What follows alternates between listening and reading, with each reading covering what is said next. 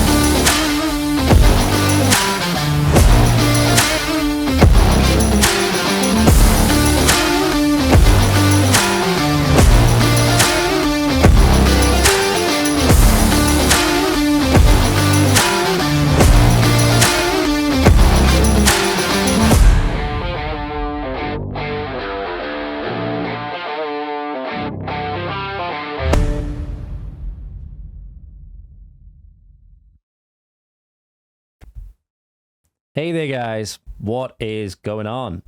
And welcome to the Evidence-Based Excellence Podcast yet again with your host, just lining him up properly in the camera. There we are, a bit better. Mr. George Cresswell. And today we're going to be talking about environment. No, not the climate scam. Your environment. The environment that really matters. That's what we're going to be talking about today. Mainly the environment that comes along with trying to live a healthy lifestyle. Living a healthy lifestyle is not easy by any stretch of the imagination. Healthy lifestyle requires a healthy environment, requires a healthy social environment, healthy cultural environment, healthy physical and nutrition environment, yes, healthy occupational environment, a healthy familial environment. Requires all of these things to be in good order, because they all play into affecting each other positively or negatively. Okay? So it's important to know how to manage your environment and how to manipulate it to help you with your health and fitness success. The foods you eat, the foods you keep around, the people you keep around, the activities that you engage in, the work that you do, the way you manage stress, all of these things, the wider culture around you that influences your values, your sense of good and bad and right and wrong, all of them play into your physical health environment. And as a result, that affects then your health and fitness goals, which is where this podcast comes in. If you have goals that go against the grain of the environment, that's why it is so very difficult, because the environment is such a powerful factor, whether it be for positive or for negative. It is a hugely, hugely powerful factor that cannot be understated. If you tried to actually fight your environment, most of the time you would lose. So that's why you have to know how to manipulate it in order to make yourself successful. Trying to fight the environment is why a lot of people end up falling victim to really, really bad things. Okay? But if you change the environment, odds are the person will change also. Okay? With time. So, when we're looking at environment, what are we sort of looking at? Well, if you look at the environment around you, think about how it has changed, even over the last 10, 20 years, even. You know, especially with regards to people's diets and people's nutrition nowadays. What do we have nowadays? Well, we have more hyper-palatable food in greater availability than ever, and more people eating more of it than ever. We have people moving and exercising less than ever. No pesky hunting or gathering or even packaging your food most of the time nowadays. None of that required. And this has resulted in an overall environment that has become far more conducive when combined with our genetics that favor storage over oxidation, which means utilizing it, by the way. We've now ended up with an environment, like I said, that's conducive to a more positive energy balance, and positive energy balance being the driver ultimately of increased adiposity and obesity. Ooh, we end up with a modern day Western obesity epidemic. You know, most of the countries now, you've got as high as, 60, 70 or more % of people that are overweight and obese. So it's very, very important to consider that despite us having more tools than ever to fight it, it's higher than ever. That's very, very perplexing, right? And environment is the major factor, because environment has changed so much on an acute timescale that genetics has no way to catch up to.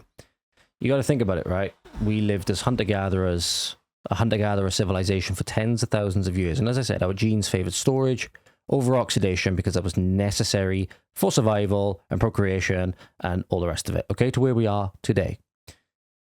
A lot of the food that we eat nowadays, modern innovations aside even, so, you know, like the advent of certain fast food chains and other food that we'll be getting like onto in a second as I rattle off a list of things that have changed very, very recently.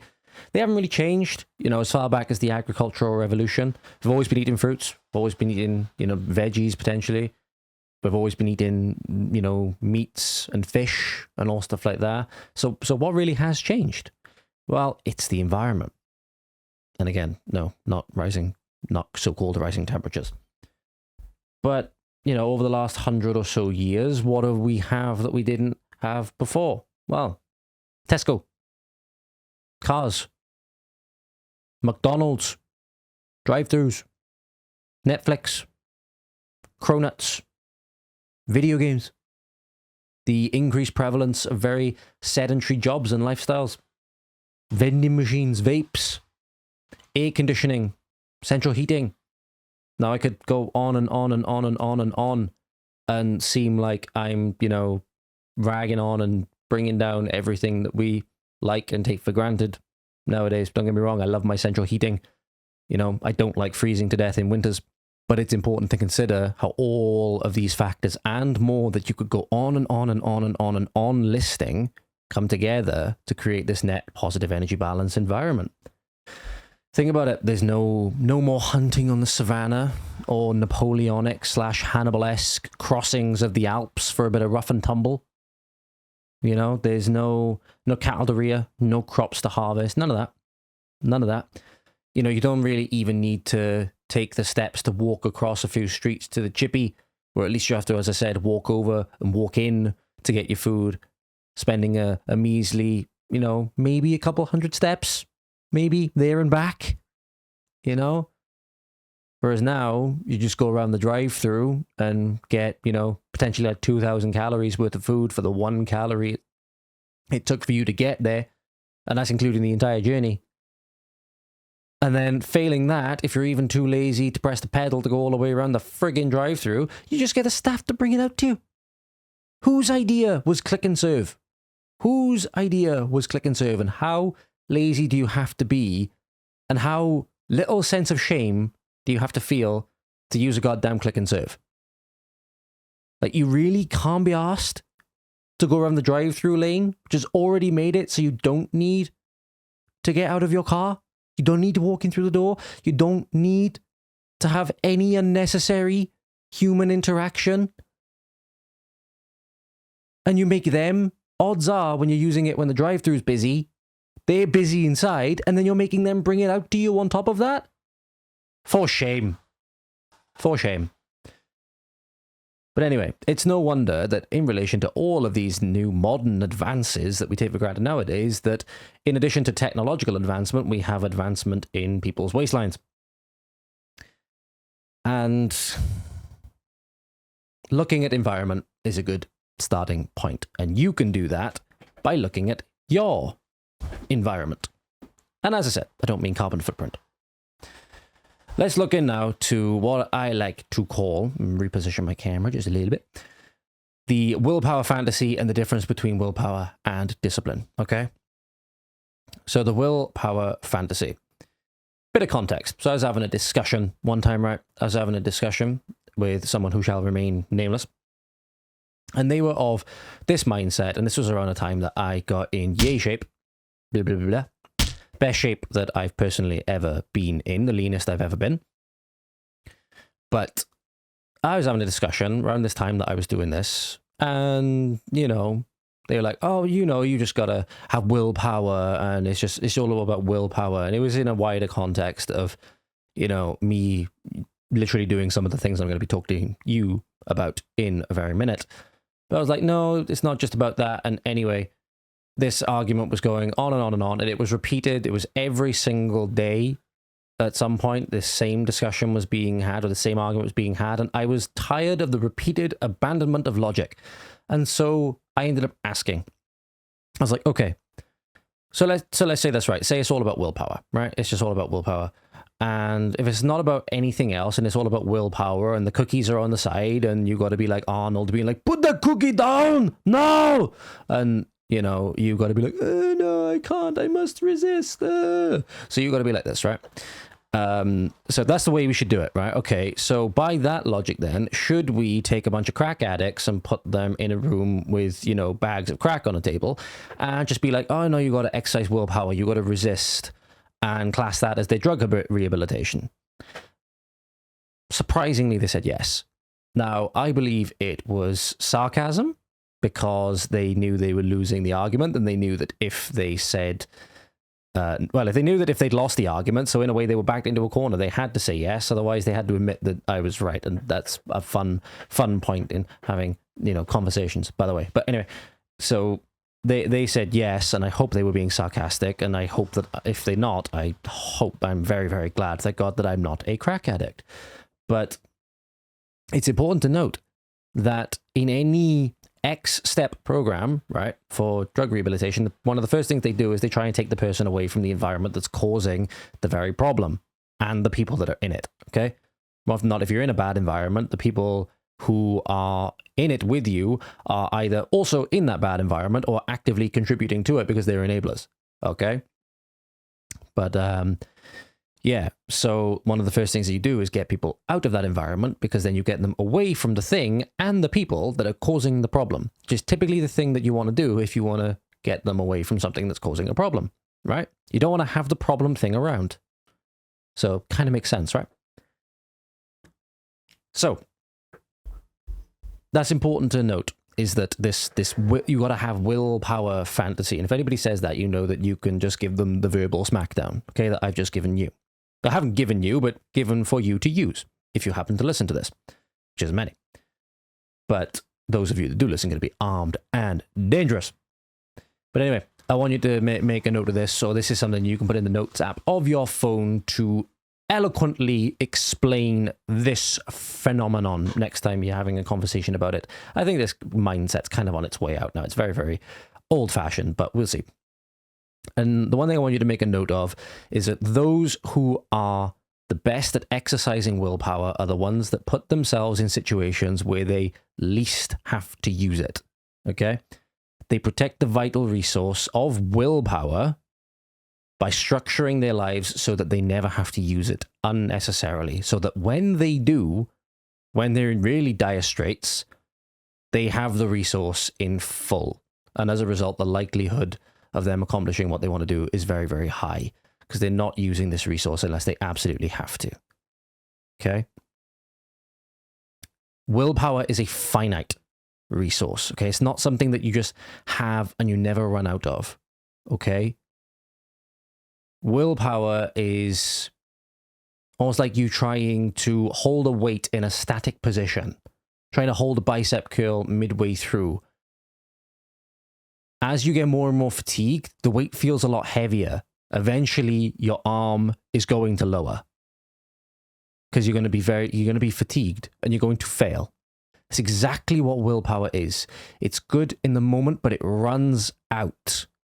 It runs out. And when it runs out, if you're in that bad environment, you are going to crash straight back down to where you were before.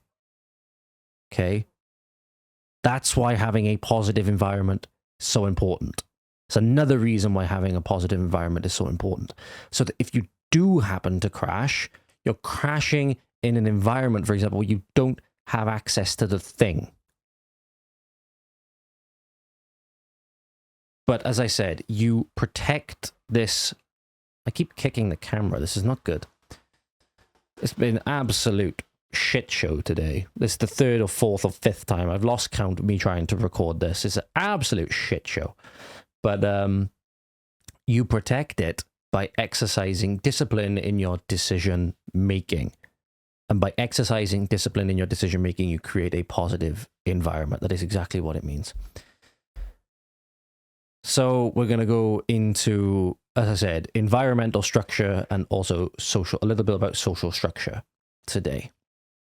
If you're in an environment where you're constantly having to fight cravings, so if you're constantly in an environment where you're having to fight cravings and you've got a weight loss goal, let's say, for example, eventually you're going to crack under the pressure. You're going to crack under the pressure of the cookies and you're going to devour all the cookies in the cookie jar because the cookie jar is just sitting out there on the kitchen top waiting for you to devour the delicious chocolate chips that are inside. Okay? So what's the first thing that we can do? We can remove the cookie jar. You put it out of sight or get rid of it from the environment completely. Okay? Like I was saying about exercising discipline in your decision making. I got a quote here from a gentleman known as Alex Hormozy. And the quote is, "It's not about resisting the cookies right now. It's about removing them 2 days ago, or removing them from sight 2 days ago." It's very, very important because, as you know, you probably say this to yourself quite a lot, for good or for bad, out of sight, out of mind. If it's out of sight, it's out of your mind. If it's out of your mind, it can't affect you.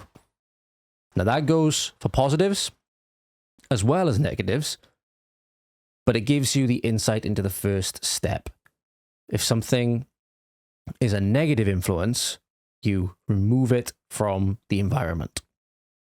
Or at the bare minimum, you remove it from sight. Remove it from sight. So, when we're exercising discipline with our decision making, what do we mean? What do we mean? Well, basically, I just want you to think 51% of the time.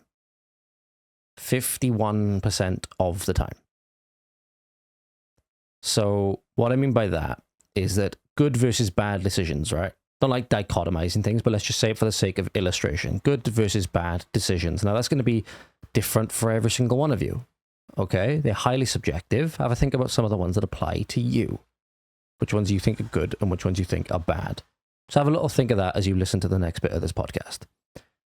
So making good disciplined choices is difficult, but you don't need to be 100% bang on, nor should you be expecting to be 100% bang on. But hey, you might be able to, 1 in a million of you might be able to, and hell, you'll be right 200% of the time. But anyway, 51% of the time is a majority. And majority of the time is all you need to make progress forward towards whatever goal that you have. It might not be fast progress, but it will be assured progress.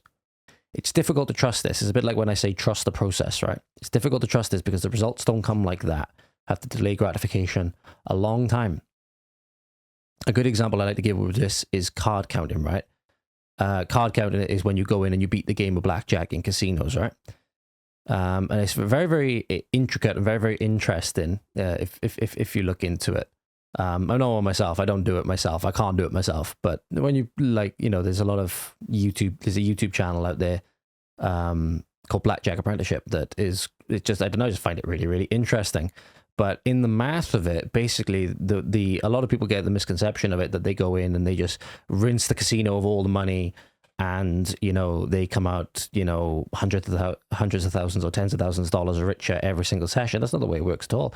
They'll say themselves like they have massive losses because of the way that the laws of the numbers work, and it's laws of probability. But what they say is basically if you play 100 hands of blackjack, a hand is obviously when you get given 2 cards and you play against the dealer's 2 cards. If you play 100 hands, you're losing 49 of them. But because you win 51 of them, you're making your profits back over time. Now, there's no way to predict in blackjack, for example, when those 49 losses and when those 51 wins will fall. You just trust that the math will work out based on you taking care of your playing environment, that you're only playing positive, what they call positive hands, and hands that you have an edge against the casino, hands where you're winning. Okay, even if you lose the hand in terms of the absolute chips that you lose because you had a 16, the dealer had an 18. Blackjack is also known as 21, by the way, if you're not familiar. You try to make 21. If you go over 21, you bust. But you may lose the hand, but if you're playing at a time where you had an advantage based on how you've counted the cards and how you're predicting the next, part of the shoe is going to go, then that's what they care about. They don't care about the result right now. They care about how all of those hands are going to add up over time, and that's how they make their money. It sounds like cheating. It's not. It's perfectly legal. Obviously, casinos don't like you doing it, but casinos are also piece of shit, scummy organizations anyway. But that's basically the idea with this. You make a decision that's like you playing a hand of blackjack. Out of your 100 decisions, out of your 100 hands, you have to win 51 of them. Even then, even better if you can strive, because you have 100% control over this.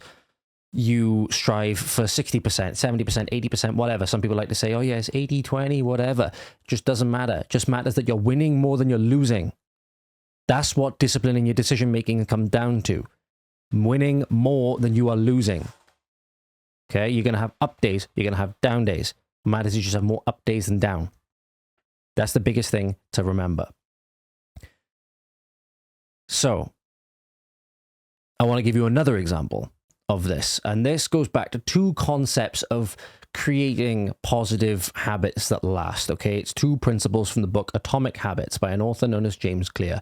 And he, split it up into not only 4 principles of how to create good habits, but also 4 principles of how to break bad ones. Okay, it's a very good book. I advise you go read it. But he talked about the importance of environment, right? And this is going to hearken to the 2 principles of his book known as Make It Obvious and Make It Easy. I don't know if it's Make It Obvious, Make It Easy. I think it is. But all it is a person who worked in an office, and all she wanted to do was get people drinking more water as a baseline, improving health intervention within an occupational environment within the office. She wanted to get people drinking more water. It's like the first thing you ask your girlfriend or your partner, right? When when she's saying, "Oh, I got a headache. Have you drunk enough water?" It's basic boyfriend, or partner, husband, whatever, etiquette 101 when they got a headache. It's a noble goal, right?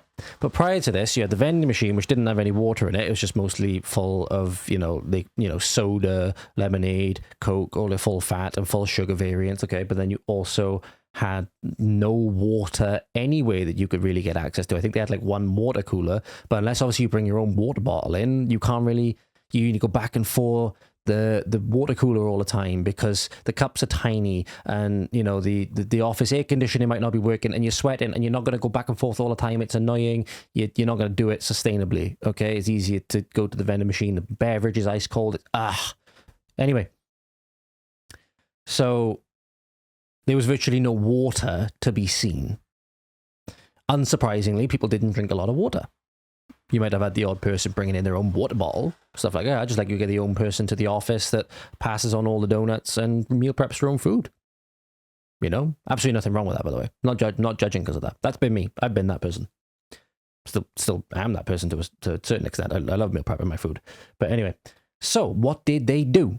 Knowing the importance of the environment, people's success, they set up water stations around the office. Several points. I think it was 3 in all. So the common congregation points, right? Where people go to congregate, there would be bottles of water. And then they put bottles of water in the vending machines. Unsurprisingly, people started drinking more water. Like, you don't need a PhD or anything say that because there's more water, people are going to drink more water, naturally. So it's unsurprising that because the environment changed, people changed. They started drinking more water. It's just like as easy as that, because it was more obvious and it was easier to access.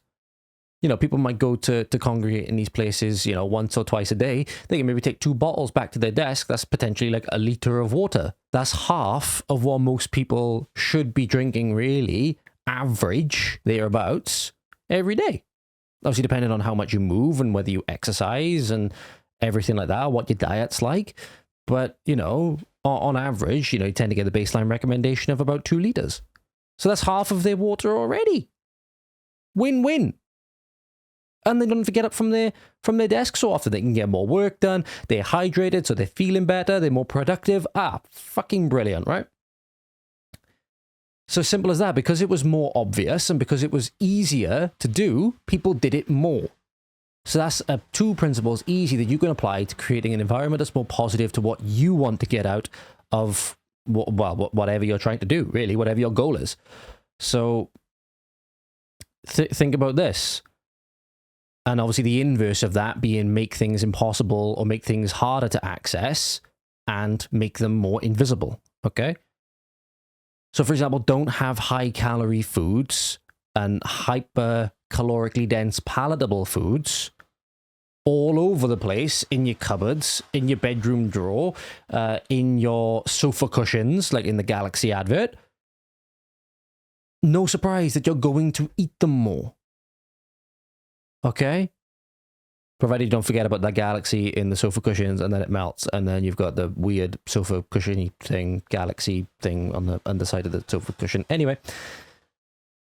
But then also you have healthier alternatives in greater amount on display. Fruit bowls and shelves of fruit in your fridge, for example. You can use frozen fruit in your freezer. You know, stocking up more on lean meats and, you know, healthy fish. You know, if you like fish and you can eat fish. You know, fruits and veggies, having them more commonplace in the fridge. And then also keeping space so you can have, you know, your treat foods and your nice foods, but they're not as obvious and they're not as in greater quantity, okay? So if you do have a relapse, you've only got a small amount that might just be enough to satisfy that craving in the moment, okay? But then you don't go binge eating, you know, 2 tubs of Ben and Jerry's and start hitting the hard liquor, you know what I mean? But then also an easy, very easy one to do as well is to substitute them for better ones wherever you can, okay? So the full sugar ones, ditch them, get the artificially sweetened ones. None of the calories, all of the sweetness. And it's basically 99% frigging water, okay? And funnily enough, aspartame isn't going to give you cancer, okay? At least not in the doses that are in Diet Coke and Pepsi Max, okay? And Pepsi Max also tastes nicer, okay? Give it to anybody says. The artificial ones taste nicer. So go have them. If anything, you know, they're potentially a net benefit for a lot of people. Because all of the things that are quote-unquote bad about the full sugar and full fat ones, remove them, and you can still enjoy the sweetness of, you know, Coke and Diet Pepsi. You can still enjoy the sweetness of Pepsi or Coke or 7-Up or Tango or Fanta or Dr. Pepper, just without none of the excess calories and everything that comes along with it. So those are 3 easy environmental swaps that you can do to make it easily more sustainable for you to sustain whatever you're doing, especially if it is a weight loss goal that's already hard enough as it is, right? It's already hard enough as it is. Now, I've titled this section of it now, we're getting a bit more into the social element now, and I titled this one as Get Better Friends.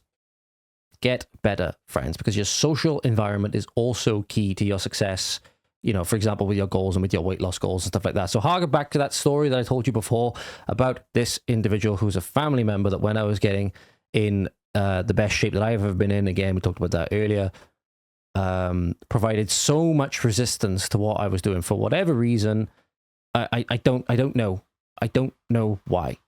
Okay, it's just making it explicitly clear what I wanted to do, and they tried to lay out as many roadblocks to me achieving what I wanted to do as they could. They were calling me obsessed. If anything, that's a good thing. But they were calling me every negative connotation of obsessed or overdoing it, anything like that. They would take any opportunity to. They would just say, "Oh, you should just have willpower," and all this malarkey, and, you know, basically saying that I was undisciplined. And again, you know, I wasn't Phil Heath lean by any means, but, you know, a lot better than most of the time. And funnily enough, it was during lockdown. Most people went up, I went. So anyway, and then the last one then is actively putting foods I told them I was trying to avoid in the environment, specifically because I told them I was trying to avoid them. Okay, so doing the exact opposite of, in my opinion, what they should have been doing. Okay, if they wanted to support me, they wouldn't have been doing the stuff that they were doing. They were doing the exact opposite of what they could have been doing to support me. Like I was saying to them, and again, people are going to be divided on this potentially, but I was saying, look, these like aero things, they always have, like, you know, all pastries or like none of these foods I'm demonizing, by the way. This is just examples of food that I tend to eat if it's there. You know, any form of pastry item, chocolates are out there, biscuits are on there, mince pies are on there, everything. Not all the time, but there's always something on the work surfaces that is just like, I'll go over and I'll eat that, okay? Whatever it was at the time, I was like, look, I'm going to put them in here. And put them in this bread bin that we're not using for bread, okay? It's just a bunch of empty bread bags in there. I'm just going to put these in there. You guys know where they are. If you want them, bear in mind, they never eat them. They never eat them. They're basically decorative items, okay? If you want them, you know where they are. Just go in the bread bin, eat them, carry on. I'm showing you where they are so that you don't feel I'm being a dick and trying to get you guys in on what I'm doing because I want to do it. I'm telling you where they are so you guys can still have them, but I just want them out of sight for the minute, okay? And then I had the whole, oh, you're obsessed, you're this, you're that. You know, you should just have willpower malarkey, and then they actively try and put them in the environment, seemingly to trip me up, okay? Really piss me off. But then it comes down to, obviously, who you choose to have in your social circle, and that really informed me on whether this person was going to be a net positive or net negative influence, okay, on anything that I try to do in the future. It was very, very eye-opening. And the best thing is you can sort of use it as a little bit of motivation if you want to give them what I call the glorious fuck you by winning. In case you notice, the best revenge is winning. Okay? So if people aren't supporting you, get better friends. If it's your friends, get better friends. Okay? Follow people that actually inspire you and add value to you on social media, for example. And if friends aren't adding value to you, well, you don't really need to put a lot of weight in what they think or what they say or what they're doing. Okay? It's that simple. Mine was family. So you can't always choose family, okay? And sometimes you got to work with what you got. You got to just do the best of what you can. That's where decision-making discipline really, really comes in, because then you have to learn how to navigate conflict, okay? And sometimes discipline in your decision-making doesn't just come down to what you do with inanimate things in your environment. It's also to how you interact with people, okay? A lot of the times when you're in conflict, especially with things like this, where it was just over, again, these aero bubbles thing in a friggin' bread bin, a lot of the time the conflict is not worth the hassle. The conflict is not worth it because it's draining you more than you are getting out of it. A lot of times, guys, with menial conflicts like this, you don't have to have the last word. You don't have to have the last word for the sake of feeling that, oh yeah, I got the last word. I'm the man, or I'm the they, them, whatever. You know, you don't have to always have the last word. Okay, a lot of the times it actually does more harm than good by unnecessarily extending the conflict longer than it needs to go. A lot of the times these were resolved simply by me getting my headphones like I'm doing now and take my headphones off and literally just being like, and carrying on with my home workout because it was in the middle of lockdown. Okay, for those of you who aren't watching the video, I literally just took my headphones off and put them back on. So again, you might come across as, they might see you as a little bit arrogant. They might see you as uncaring. But again, they're not adding value to you. So who cares? They're not being there for you. They're not supporting you with what you want to do, which is a positive. So who cares? Obviously, there's a difference between people who are just going against you and people who are trying to offer you good constructive criticism, right? There's a difference between that. Because often people giving you constructive criticism are trying to support you. They're just making aware of what you need to do better. Okay, so it's good, if anything, if somebody's giving you criticism, but somebody just putting roadblocks in your way for nothing other than just putting roadblocks in your way because seemingly they want to see you fail, that's not supporting you. So you don't need to care about what they think or what they say. So exercise discipline in your decision-making by deciding what conflicts to engage in and what not. Oftentimes you'll find that most of them aren't worth it. And that, if anything, you're just harming yourself by keeping them going longer than they need to be. So keep that in mind.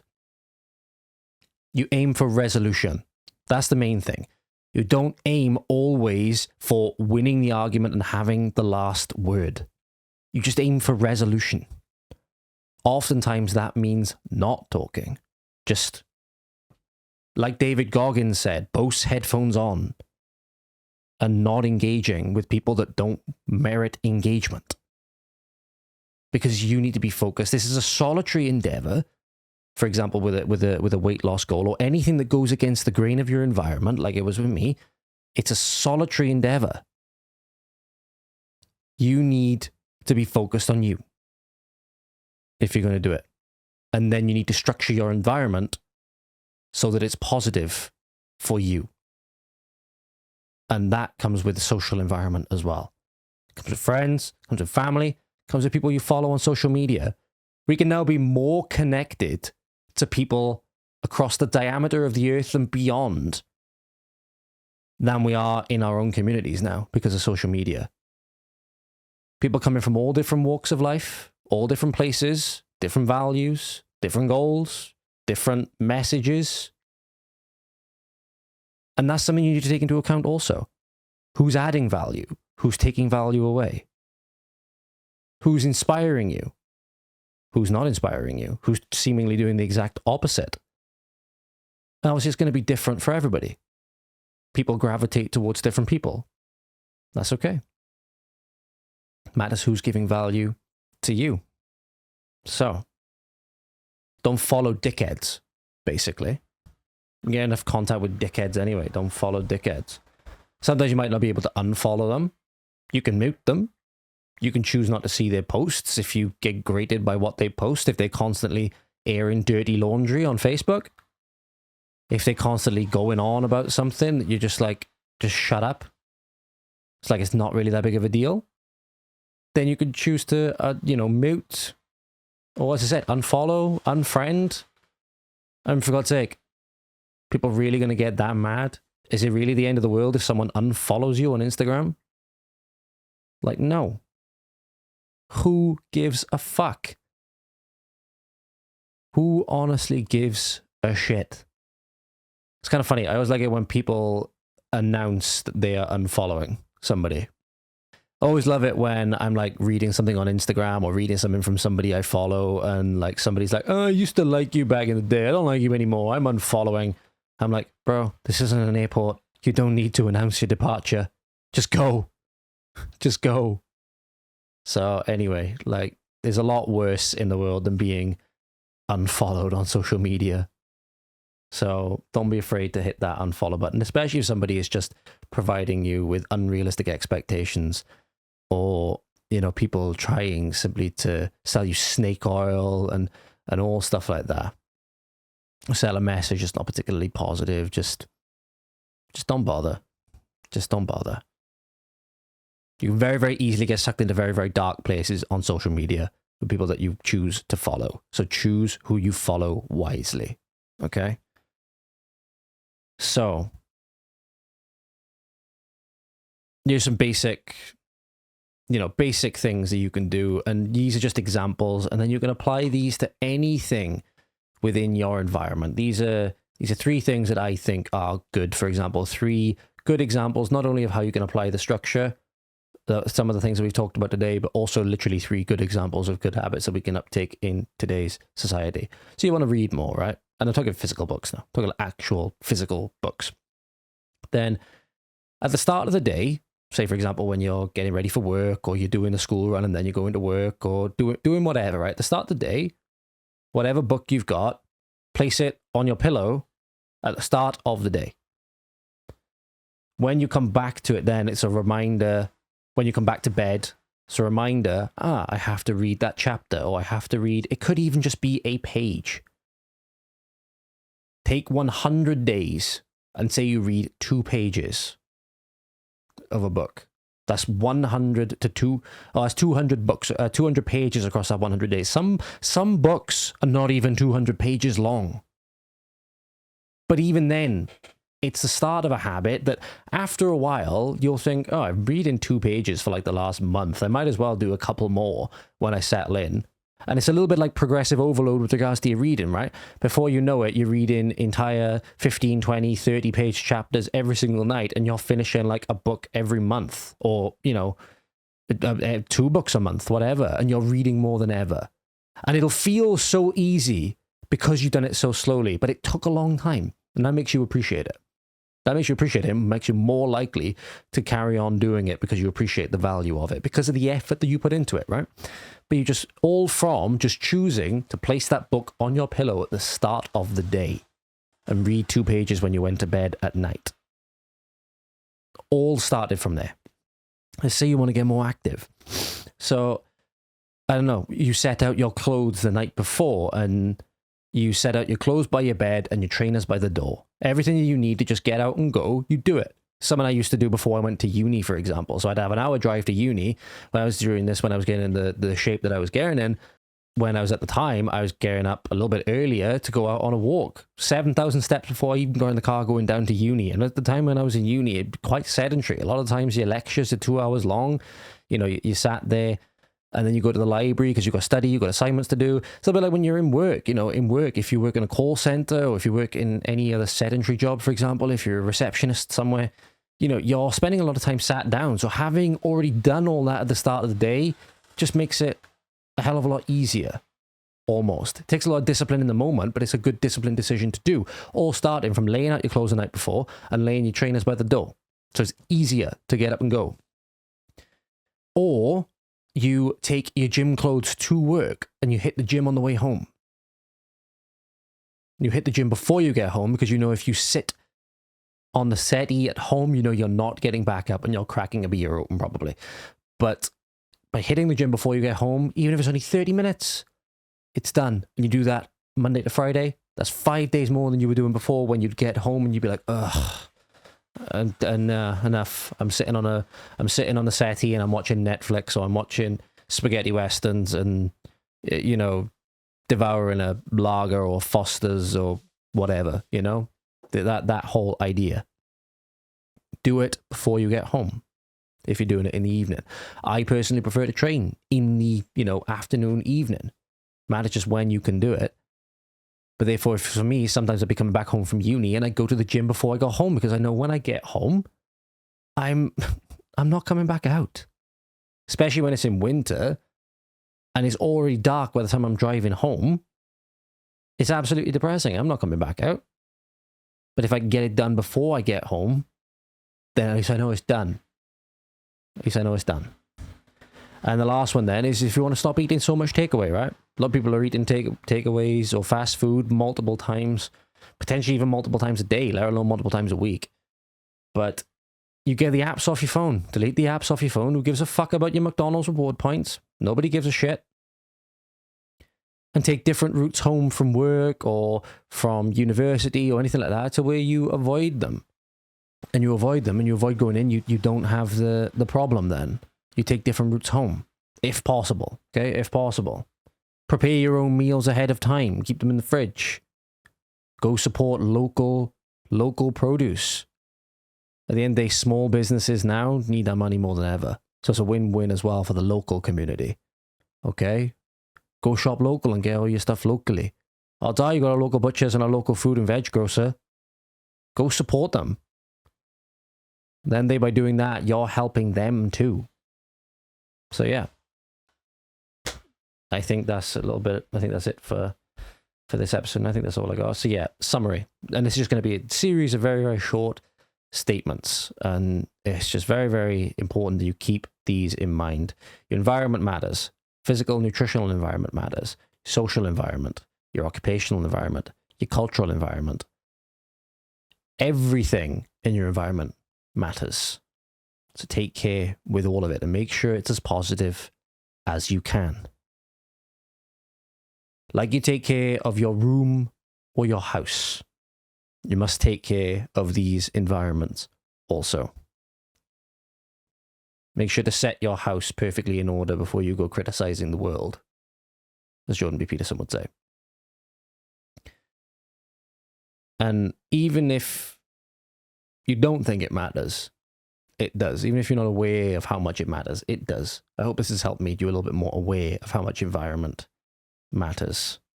So that's this gobbledygook episode over with. I think there was some good points in there that you can take away from it. I hope you enjoyed it, guys. I hope you find it useful. And I will bid you adieu. And I will catch you again very, very soon. Now go take care of your environments. And if you want, you can even leave how you're taking care of your environments in the comments or in the Q&A down below. Have a good one, guys. It's been a pleasure as always. out.